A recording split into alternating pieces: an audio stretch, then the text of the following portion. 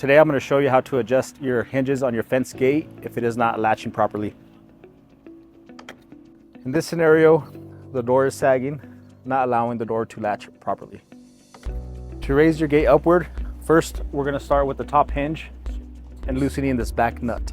The tool you will need to adjust your fence gate will be a crescent wrench. Now that I've loosened the left nut, I'm going to pull the door back towards the hinge and finger tighten the nut on the right to hold the door in place. Once I've finger tightened it, I'm going to get my crescent wrench and tighten the rest. After adjusting your top hinge, your gate should be latching properly. So if your gate is hitting above the latch, you're going to want to do the same steps with your bottom hinge.